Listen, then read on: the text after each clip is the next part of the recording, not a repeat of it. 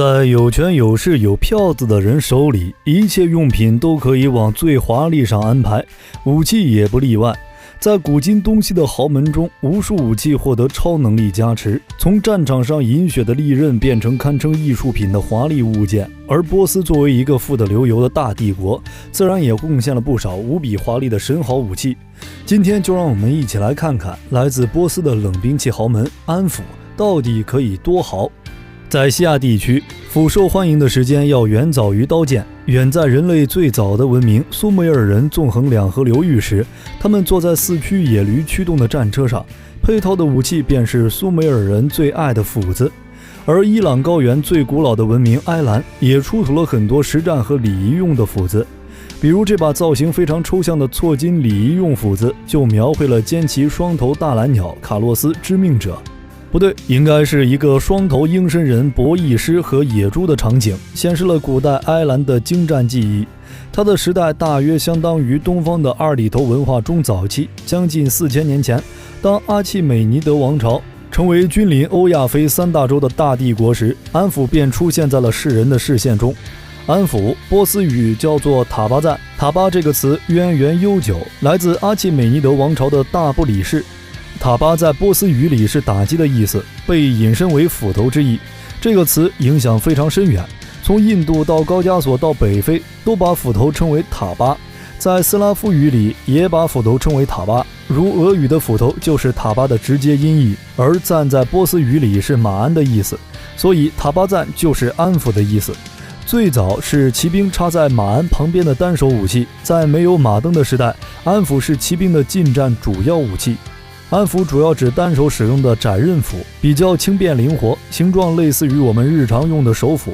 因为大名鼎鼎的马拉松之战和温泉关之战，就连希腊人都对作为敌方的波斯人手中的战斧印象深刻，将其画在彩绘陶瓶上。陶瓶上波斯战士手持的战斧就和后来的安抚形制差别不大。公元4世纪，萨珊帝国时代的骑兵依然使用安抚作为近战武器。此时让很多人印象深刻的波斯弯刀还没有诞生，波斯人还在使用直剑作战。在唐诗里被盛赞的波斯宝刀其实就是直剑，但是在无鞍的马上，直剑相对没有那么好用，因此轻巧的安抚依然是骑兵们的最爱。安抚靠前的重心在挥动时可以产生更大的杀伤力，而这威力在马匹带来的速度和冲击力下获得进一步加强。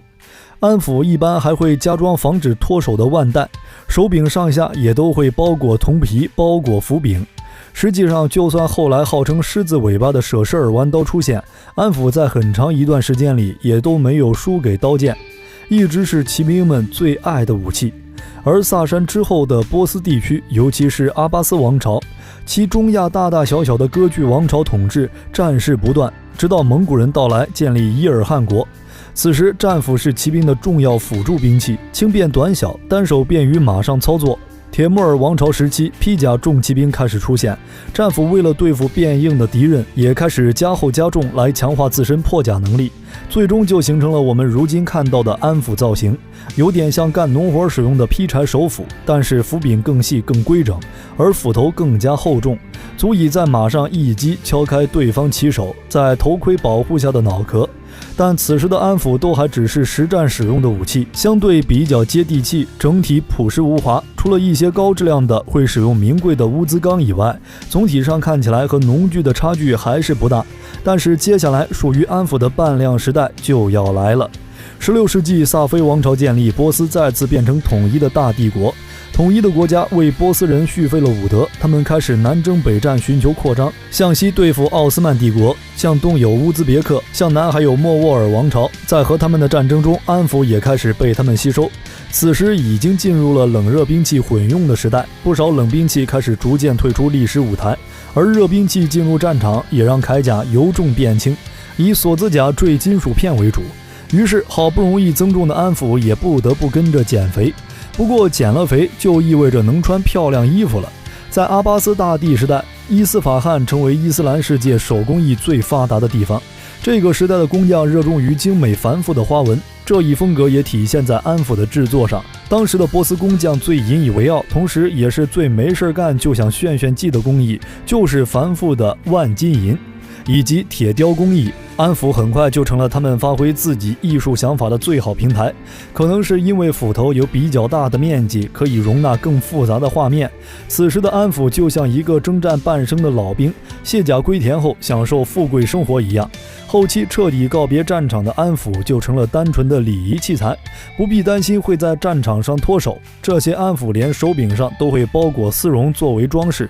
安斧的柄有木质和铁质，往往斧头比柄更容易保存下来，所以经常出现安斧的斧头比斧柄更加古老的情况。一般作战用木柄，用金属包裹增加强度，如果损坏也方便修补。后期礼仪用则会使用空心铁杆，外裹红色、绿色或黄色丝绒。而传入奥斯曼帝国以及印度莫卧儿王朝的安斧则开始被赋予更多的当地特色。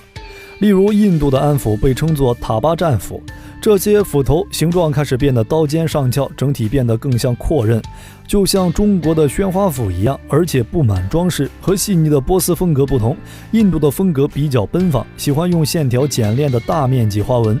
塔巴战斧的尺寸已经不能叫安斧塔巴赞了，它一般被人双手握持，已经是一把合格的双手阔刃战斧了。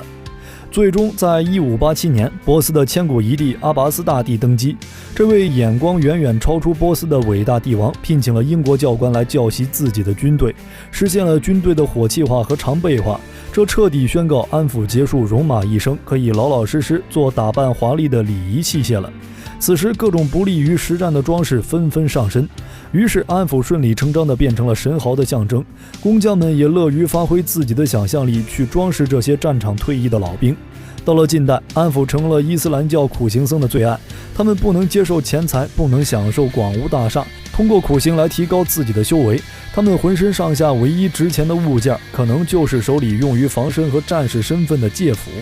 很多苦行僧都会从家里拿出祖上征战和参加典礼的华丽安斧，随身携带。因为抢劫和盗窃苦行僧是不祥的行为，所以这些随身携带斧头的苦行者真正用到斧头的时间不多。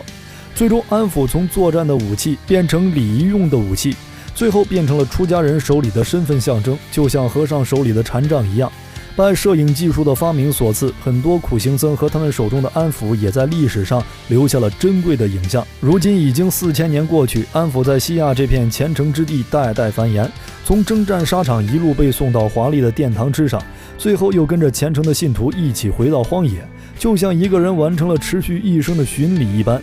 揭开历史面纱，探寻神秘冷兵器。本期的分享到了这里就结束了。喜欢冷兵器的朋友可以点个关注，下期和您分享更精彩的内容。我们下期内容再见。